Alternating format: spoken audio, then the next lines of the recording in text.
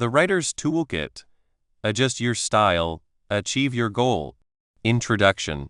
Have you ever looked at a blank page and not known where to start? Maybe you wrote an important email, but later realized your message wasn't understood the way you wanted. Or perhaps you feel your words, even when you choose them carefully, are not strong or convincing enough. In our fast-paced world, where we send emails, messages, reports, and stories all the time, it's very important to write well. But writing is more than just knowing grammar rules. It's about making your words do what you want them to. And the truth is, there's no single perfect way to write for every situation. Good writing is not about using the same style all the time. It's about knowing why you are writing and then changing how you say things. This means figuring out what you want your words to do. Do you want to get someone to agree with you? Or do you want to teach them something new with clear explanations? Maybe you just want to tell a fun story that makes them laugh or feel something. The key is to be able to change. When you know why you're writing and who you're writing for, you can change your writing to connect with them and get what you want. This skill of changing your writing for different goals is called style adaptation. Think of a musician. A musician plays different music for a quiet moment than for a big party. They change their music for the mood and the people listening. Writers can do the same. If you write a report for your boss, you'll use clear, direct words and stick to facts. You want to give them information quickly, but if you write to ask your town to support a project, you might use words that show feelings, share personal stories, and make them want to help. Here, you want to convince them. And if you write about a funny thing your pet did, you'll probably use a relaxed, friendly tone, maybe add jokes, and describe things well. You want to make readers interested and amused. Style adaptation means seeing these different needs and picking the right words, sentences, and tone for each one. It's about making sure your message is not only understood, but also felt and acted on, just as you planned.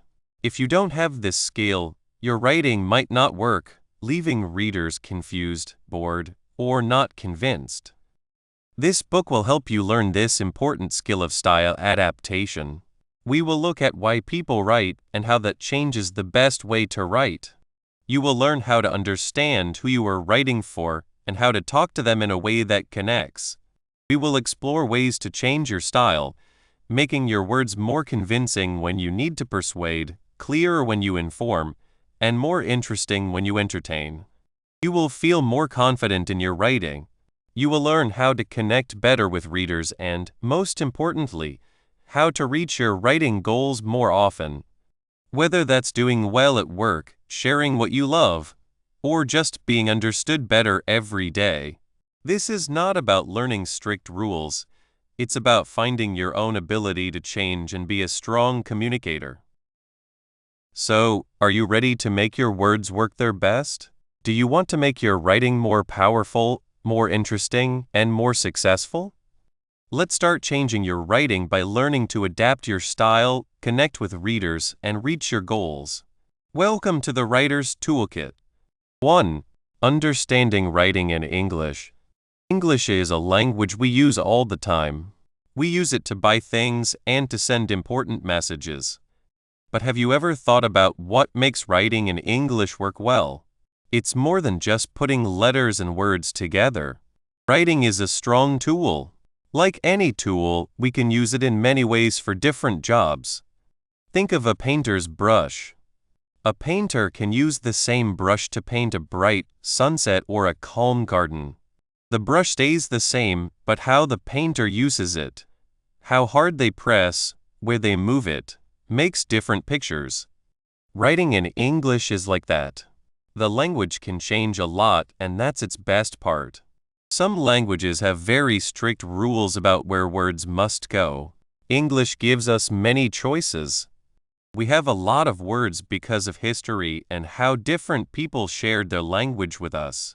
This means we can often say the same thing in different ways. For example, someone can be sad or unhappy or downcast. Each word feels a little different. This freedom to choose is the main idea of writing style adaptation. It means we change how we write based on what we want our words to do. If you want to convince someone, you write one way. If you want to teach them, you write another. If you want to make them happy or tell a story, you write a third way. The important thing is to be flexible and pick the best words and way of writing for this situation. This makes sure your message is clear and works well. Because English can change so much, our writing usually has a reason. Even if we don't think about it, we have a goal when we write. We want to get something done. Maybe you write a note to buy milk. The goal is to remember. Maybe you write to a friend. The goal is to share news and connect. Or maybe you write a report for work. The goal is to tell your boss about a project. Every piece of writing, big or small, has a goal. This might seem simple, but it's very important. If you don't know why you are writing, how can you choose the best way to say it? It's like trying to build a house without knowing if you need a small shed or a big home. You wouldn't know what to use or how to start. In writing, the purpose is your plan. Let's look at an example. Imagine you lost your cat. You need to put up posters. What is your goal? To get people to help find your cat. So, what words would you use? You want to be clear and direct. You might say, lost cat. Name, Whiskers. Last seen, Elm Street. Reward offered. You would also add a picture and your phone number. You want to make it easy for someone to see the poster, understand quickly, and know what to do. You wouldn't write a long, sad story about how much you miss your cat. That's not the goal of the poster. The goal is action. Now, imagine you want to write a story for children about a cat named Whiskers who gets lost and finds his way home. Here, your goal is different. You want to entertain and maybe teach about being brave or friendly. So, you'd use different words. You might describe Whiskers' soft fur, his funny purr, the scary sounds he heard, and how happy he was to be home. You'd use words that create pictures in a child's mind and make them feel excited or a little scared, then happy. The language would be more descriptive and creative. The goal is to make the reader imagine and feel things. This is writing style adaptation happening even with just one cat, Whiskers. The words change because the goal changes. And who are we writing for? The reader. This is the second very important part. Good writing is always about the person reading it. If they don't understand, if they don't feel connected, if they don't do what you want them to do, then your writing hasn't worked, no matter how smart you think it is. Think about this. Imagine you are explaining a new video game to your grandmother. She has never played one before.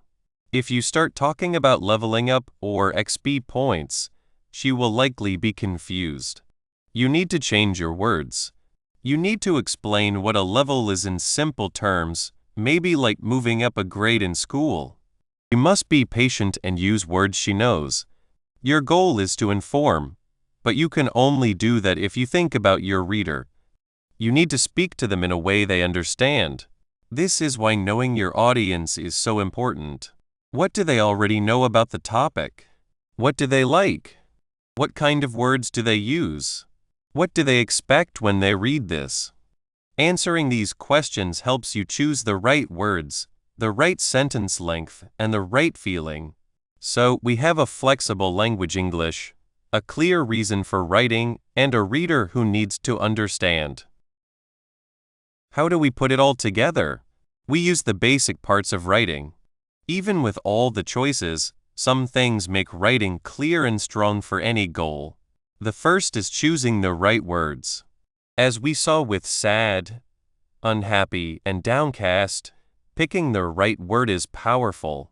We want words that are exact, that create a clear picture, and that match the feeling we want.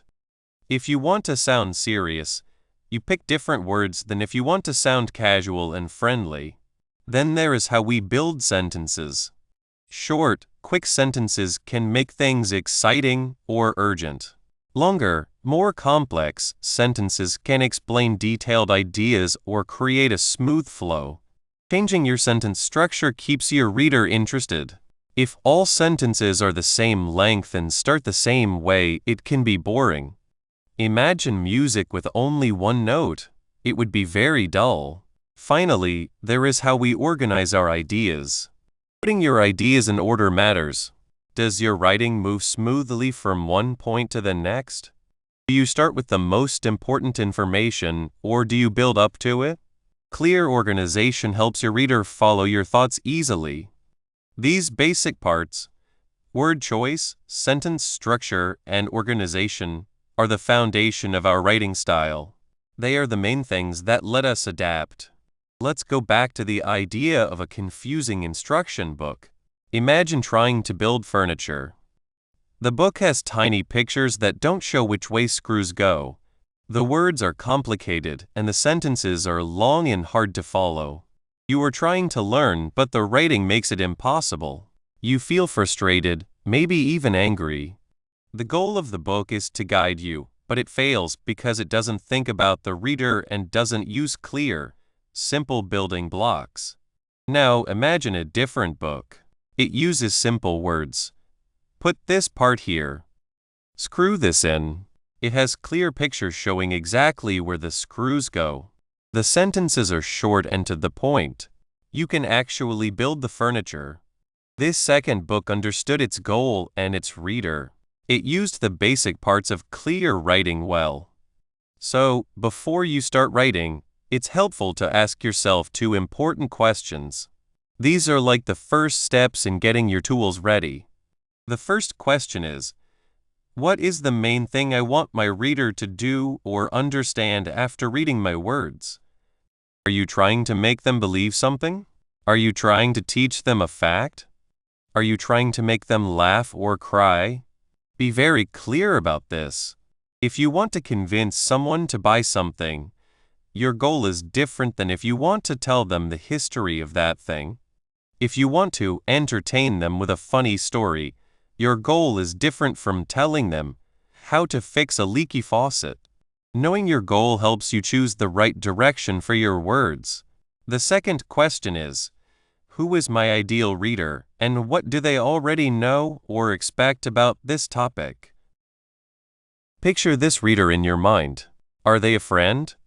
A stranger? Someone who knows a lot? Someone who knows nothing? If you're writing about a hobby you love, like knitting, and you're writing for other knitters, you can use special knitting words. But if you're writing for someone who has never even held needles, you need to explain everything from the start. You need to think about what they already know and what they need to know. What do they hope to get from your writing? If they want a quick, easy recipe, they don't want a long history of French cooking. By asking these questions, you are already starting to think about writing style adaptation. You are realizing that how you write needs to fit your purpose and your audience. You are accepting that English is a tool that can be shaped. Once we understand that English is a useful tool shaped by purpose and audience, we can start to look at the specific ways we can use this tool. The next step is to understand the main flavors of writing that help us reach different goals, the art of persuading, informing, and entertaining. 2. Writing to persuade.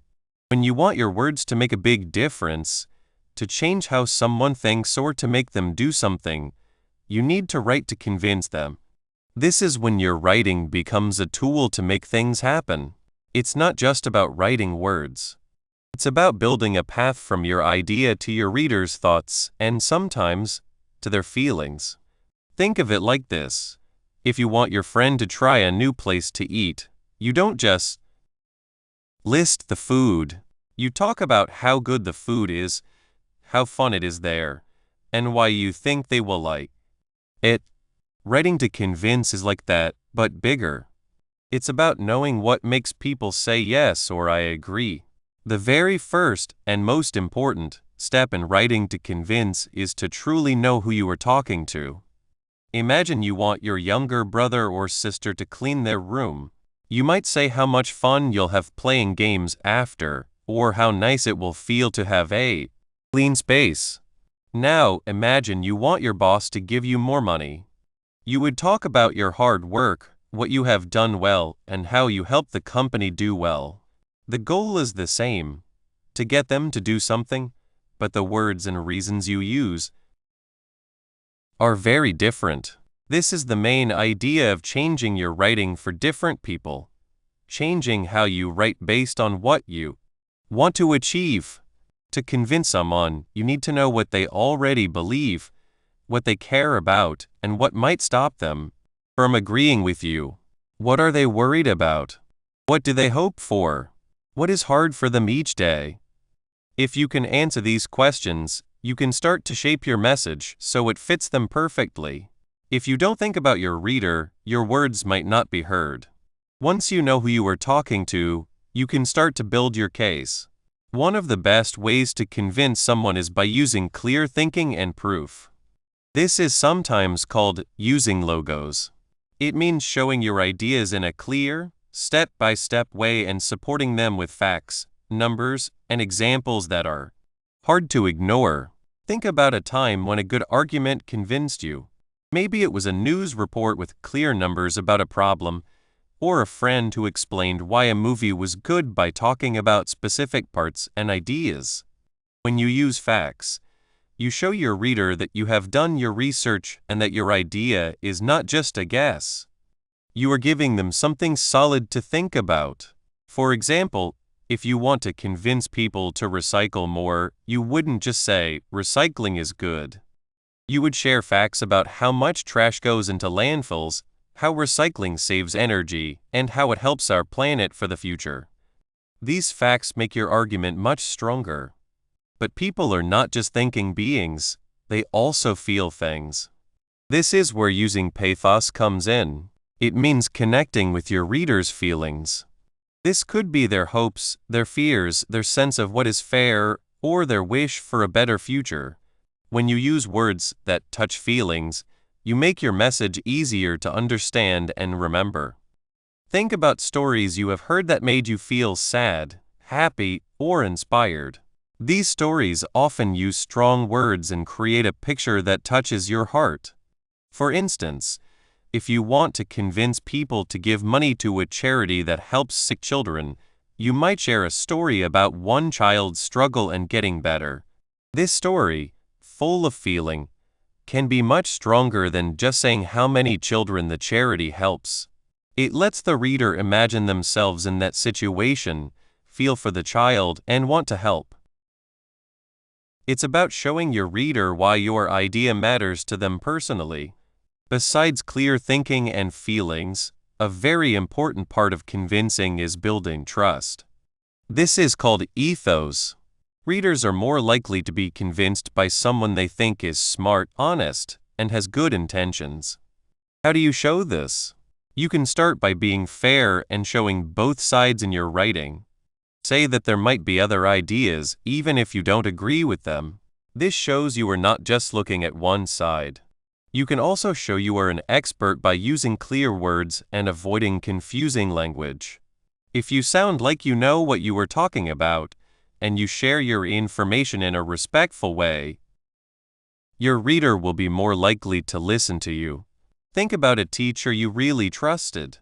They probably explained things clearly, were patient, and showed they cared about you learning. That trust made you more open to what they taught. In writing to convince, how you sound, how well you have researched, and your honest approach all help build trust. How you put your message together is also very important. The order in which you share your points can make a big difference. Often, it's good to start by showing you understand what your reader thinks. This can make them feel heard and less likely to disagree right away.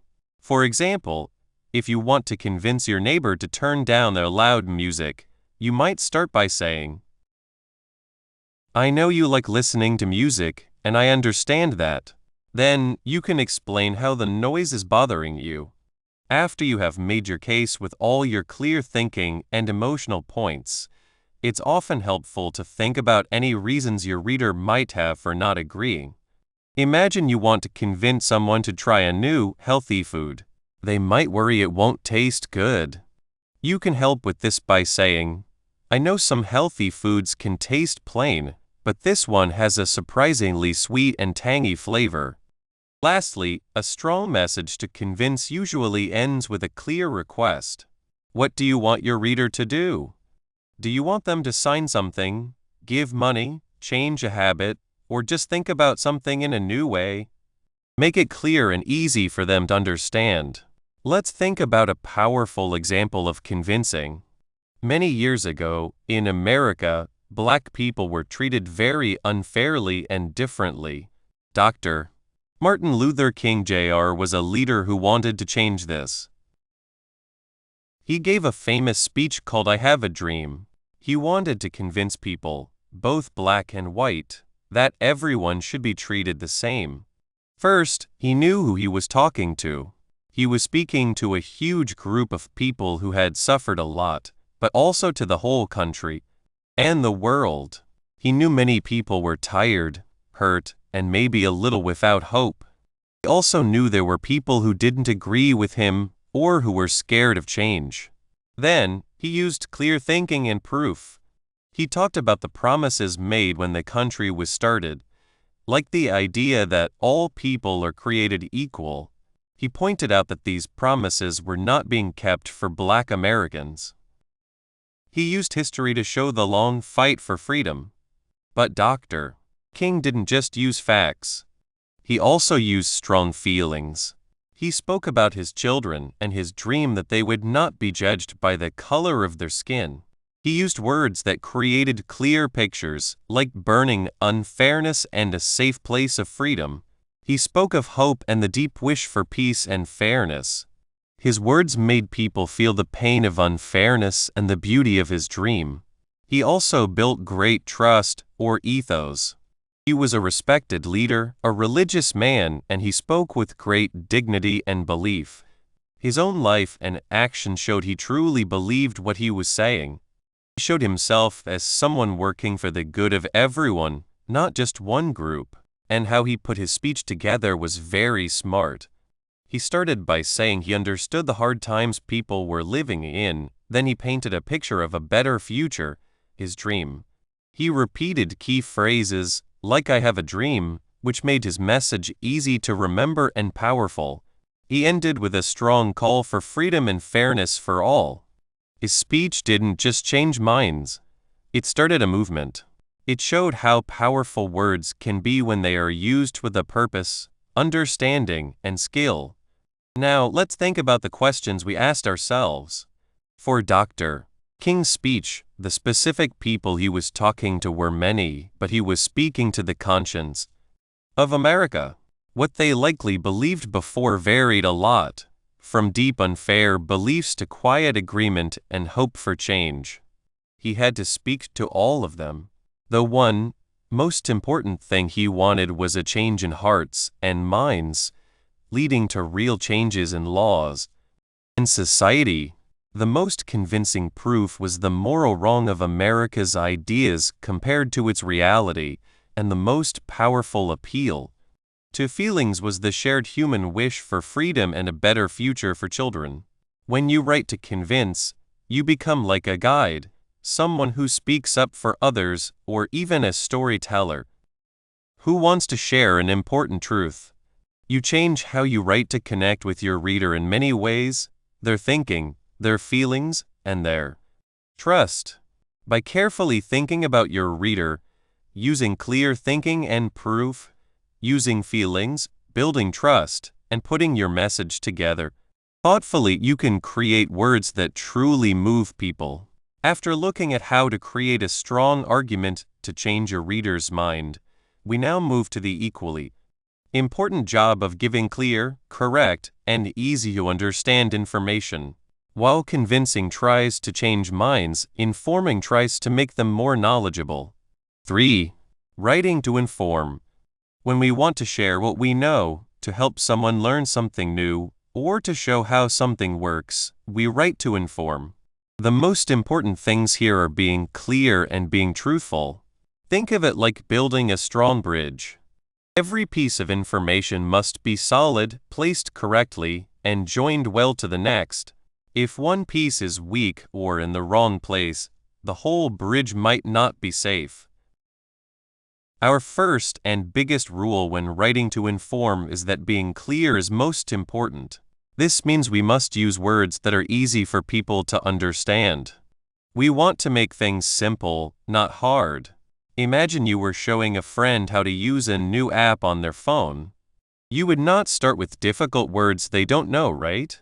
You would say things like, touch this button here, or see this small picture. Click on it. You would use simple words. Sometimes, we have to use special words, called terms, because there is no simpler way to say it. For example, in science, there are words like photosynthesis or gravity. If you are writing about plants, you might need to use photosynthesis. But when you do, you must explain what it means. You could say something like, photosynthesis is how plants use sunlight to make their own food, like a small kitchen inside their leaves. You are explaining the special word, making it easy for everyone to understand. We do not want to confuse our reader. If they have to stop and wonder, what does that word mean? They might stop reading. Our goal is to help them understand, not to test their words. Next, we need to think about how to arrange things so they are easy to understand. Information needs a good place to live, an organized spot where it can be found and understood easily. This means we need things to happen in a sensible order, like steps in a recipe or a story told. From beginning to end, we can arrange information in a few ways. One common way is to show things in the order they happen. This is called order of time. If you are explaining how to bake a cake, you would start with getting the ingredients, then mixing them, then baking, and finally putting icing on. You would not tell someone to put icing on the cake before it has even been in the oven, would you? That would be confusing. Another way to arrange things is by subject. If you are writing about different kinds of dogs, you might have a part for small dogs, a part for medium dogs, and a part for large dogs. Each part would talk about dogs of that size. Or you might arrange things by how important they are. You could start with the most important information and then move to less important details. The main thing is to pick an arrangement that makes sense for the information you are sharing and stick to it. Imagine you are building with toy blocks. You would not just throw all the blocks in a pile. You would sort them, maybe by color or size, and then build your creation piece by piece, in a way that looks good and stands strong. Writing to inform is the same. The pieces of information need to be arranged to build a clear picture in the reader's mind. Now, let's talk about being fair and correct. When we write to inform, we are like a trusted helper. We are sharing facts and real information. This means we must be honest and fair. We need to share information without letting our own feelings or ideas get in the way. This is called being objective. If you are writing about the good things about exercise, you should share the science facts about how it helps your body. You should not just say, exercise is the best thing ever because I love it. While that might be true for you, it is not the whole story for everyone, and it is not based only on facts. Being correct is just as important. Every fact, every number, every detail must be right. If you are writing about how many people live in a city, you need to find the most recent and trustworthy numbers. If you get it wrong, you are not informing your reader, you are tricking them. This means doing your work. You might need to read books, look at official reports, or talk to experts. It is like being a detective, gathering all the clues and making sure they all fit together perfectly. We want our readers to trust us, to know that what we are telling them is true. Finally, writing to inform needs to be short and complete. We want to use our words wisely. This means getting straight to the point without adding extra words that do not help the reader understand. Think of it like packing a bag. You want to bring everything you need, but you do not want to bring things you will never use. Every sentence, every word should have a purpose in helping the reader learn. However, being short does not mean leaving out important things. We still need to be complete. If you are explaining how to change a flat tire, you must include every step, from loosening the nuts to tightening them again. If you miss a step, the reader might not be able to fix their tire. So we aim for that good balance, clear and brief, but also full. We give our readers all the information they need, shown in the simplest and most direct way possible. When you start to write something that aims to inform, ask yourself these questions. First, who is reading this, and what do they already know about this topic? If you are explaining a new computer program to your grandmother who has never used a computer, you will explain things very differently than if you were explaining it to a friend who knows a lot about computers. For your grandmother, you might need to explain what a mouse is and what clicking means. For your friend, you can start with the advanced parts. Knowing who is reading helps you decide how much detail to give and what words to use. Second, what is the one most important thing I want my reader to remember from this? This is like the main idea of your message. If you are writing about the dangers of smoking, the most important thing might be that smoking causes serious sicknesses. Everything else you write should support and explain this main idea. Keeping this one key message in mind helps you stay focused and make sure your reader does not miss that most important point. By focusing on being clear, having a good arrangement, being honest, and being both brief and complete, we can write things that truly help others learn. This is the main part of writing to inform.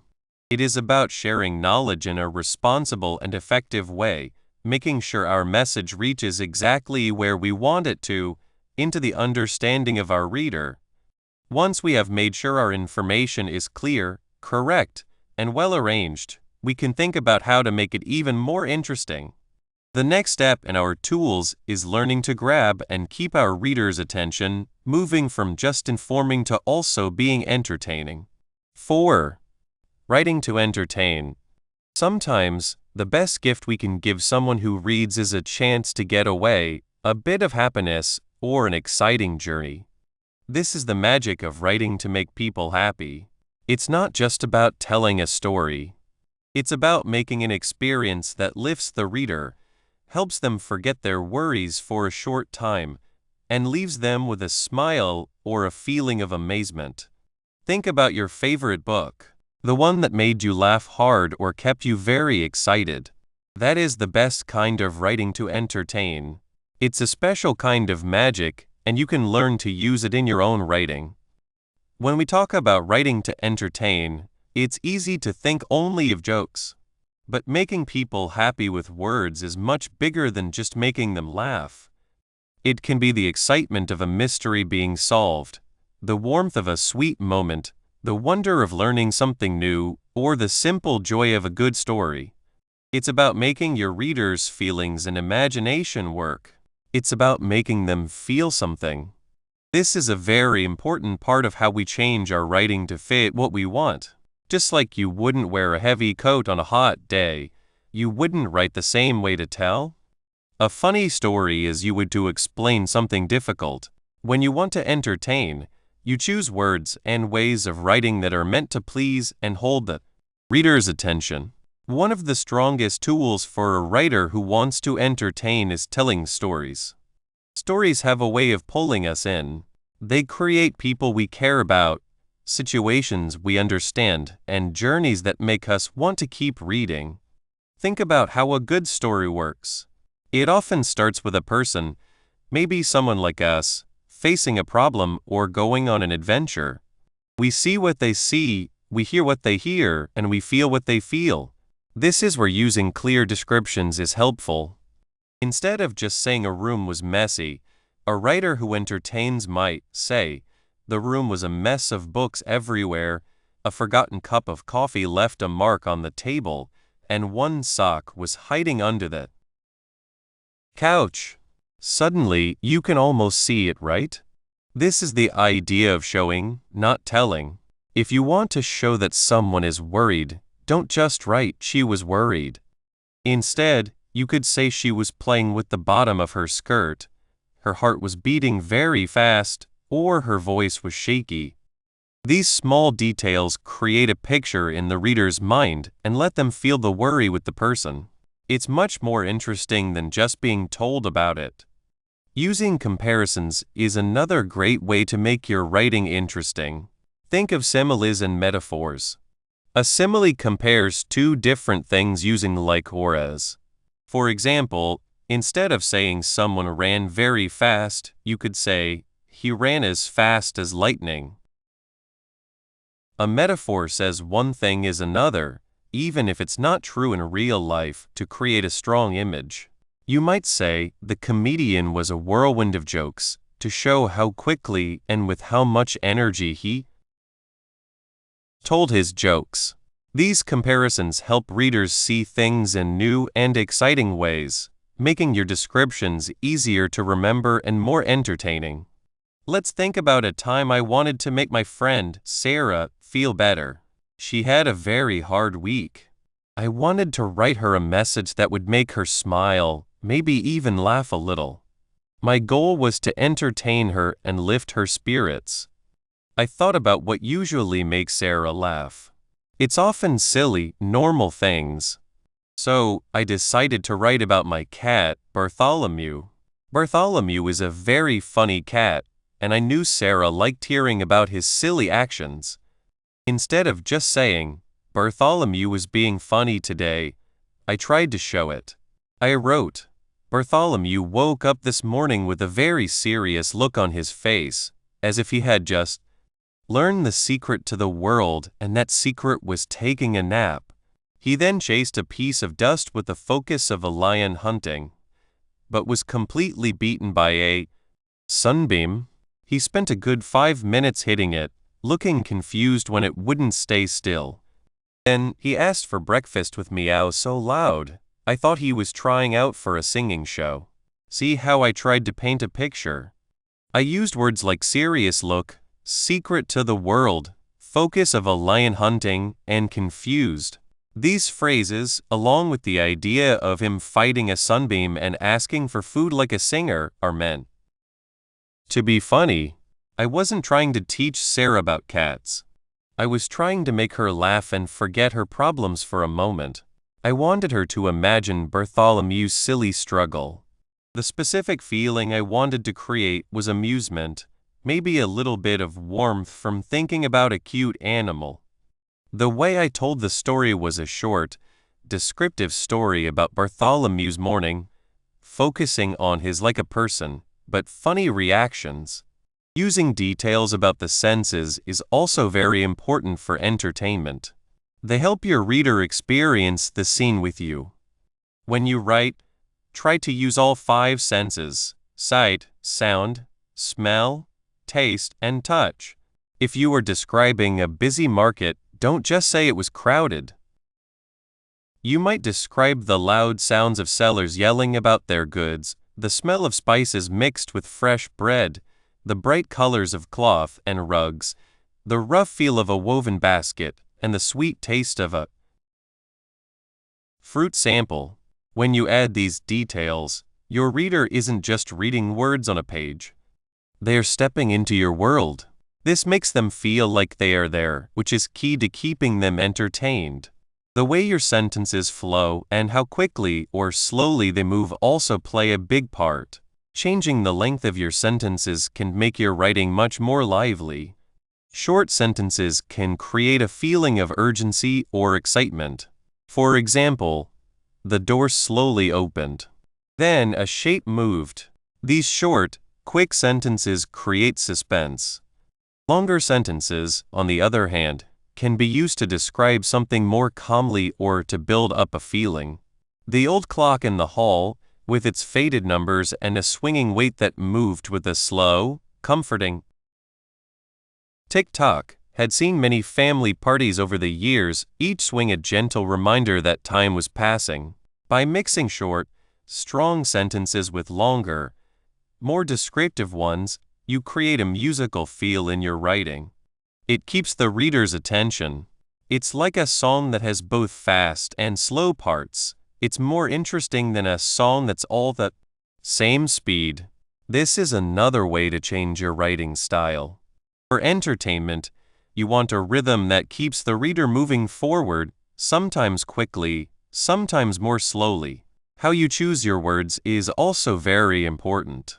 Using words that create a strong image or stir an emotion can make a big difference. Instead of walked, you might use strolled, trudged, danced, or shuffled, depending on the feeling you want to create. If you want to be playful, you might use words that sound light or have a fun meaning. Think about words like giggle, frolic, whimsical, or scamper. They automatically bring a sense of fun.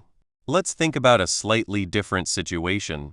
Imagine you are writing a spooky story for children, but you don't want it to be too scary.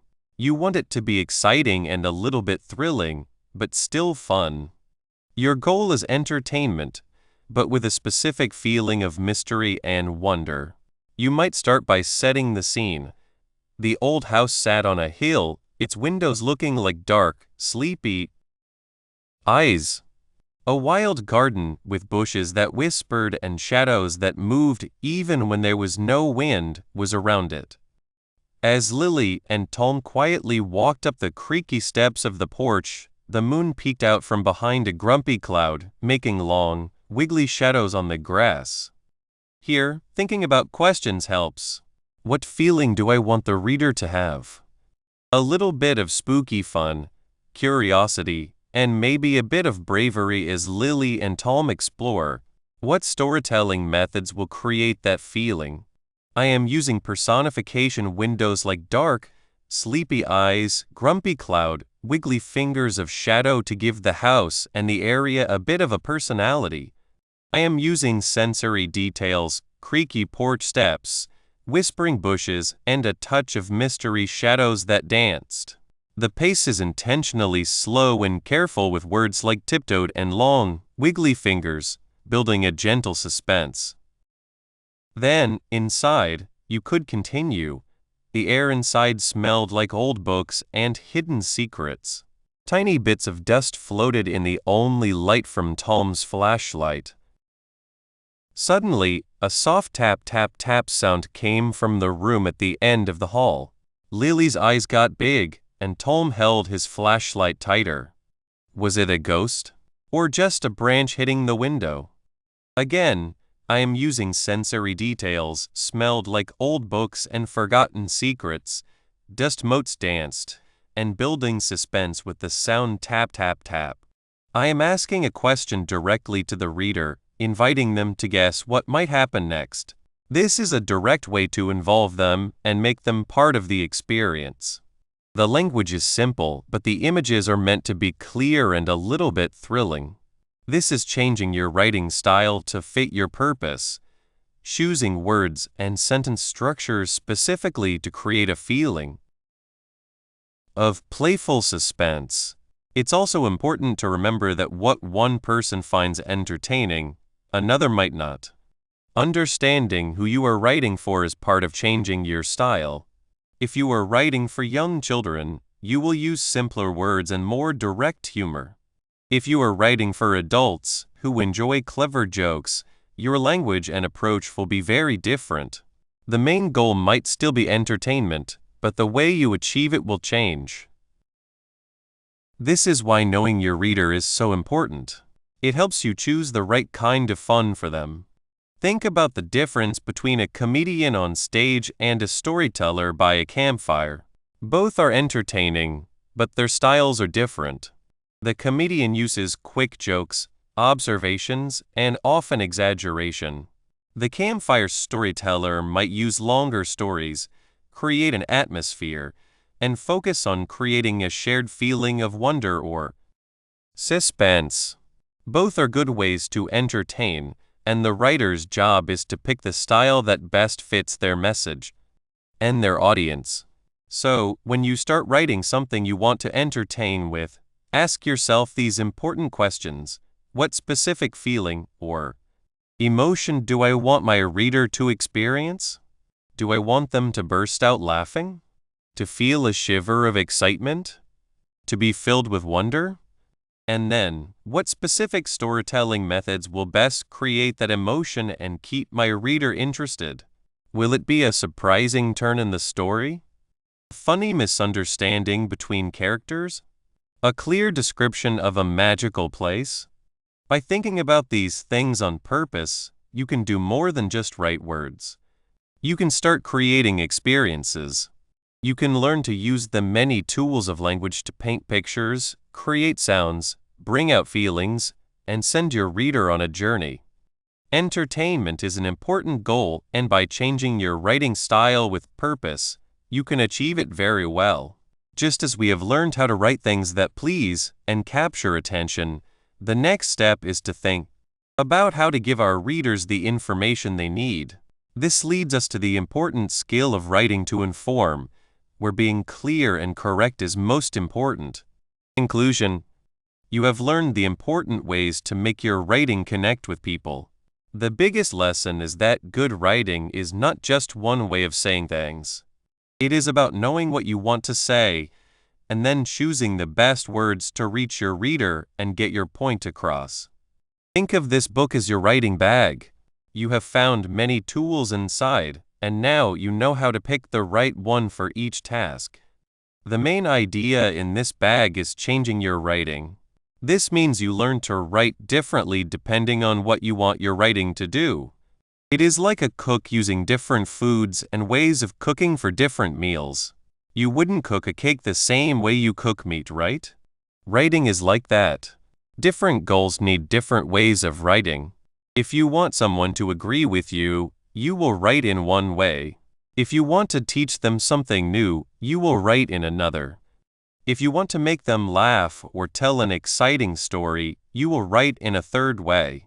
The important thing is to be able to change your writing and pick the best words for each moment so your message is clear and works well. All through this book, we have seen how this changing of writing works. You saw how writing to convince someone often uses strong, clear words. It might ask questions that make people think or give good reasons why they should believe or do something. The writer changes their writing to build trust and make a strong case. Then there is writing that wants to tell you something.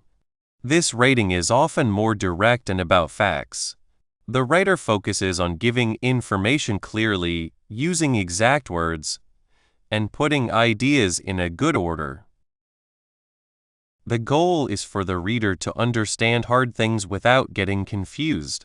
This needs clear explanations, maybe breaking down big ideas into smaller, easier parts.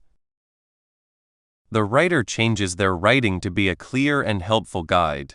And what about writing that wants to have fun? This writing can have colorful descriptions, exciting surprises, and people that readers can feel for. The words can be more playful, full of imagination, and interesting. The writer's goal is to grab the reader's attention, make them imagine things, and keep them reading. Here, changing the writing is all about creating an experience, a world for the reader to enter. In all these cases, the writer is not just writing. They are making smart choices. They think about who they are writing for. They think about what they want to happen after the reader is done. Then they choose the best way to use their words. It is not about having one good way of writing, but about having many ways ready to use when you need them. You now know that you can make these choices. You are in charge of how your message is sent. This journey has shown you that you do not have to write in only one way. You have a bag of different ways to write, and you know how to pick the right one for the job. The real fun, though, starts now. Using these ideas is where your writing will truly grow. Do not be afraid to try new things. Write an email to convince someone, Then try explaining something you love in a clear and helpful way. Try to write a short, fun story for a friend. The more you practice changing your writing, the easier and more natural it will become. Think about the effect you can have.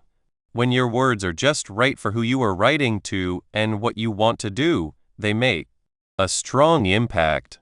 They are not just read, they are understood, felt, and remembered. This is the power of changing your writing. It lets you connect with people more deeply, share your ideas well, and do what you want to do with your writing. You are now a more sure and skilled talker, ready for any writing task you face. So, as you go on, remember what you have learned. Start each writing chance with a goal and a clear idea of who you are writing for. Do not be afraid to reach for the right tool in your writing bag. Change your writing, write with a purpose, and see your words make a real difference. Your readers are waiting.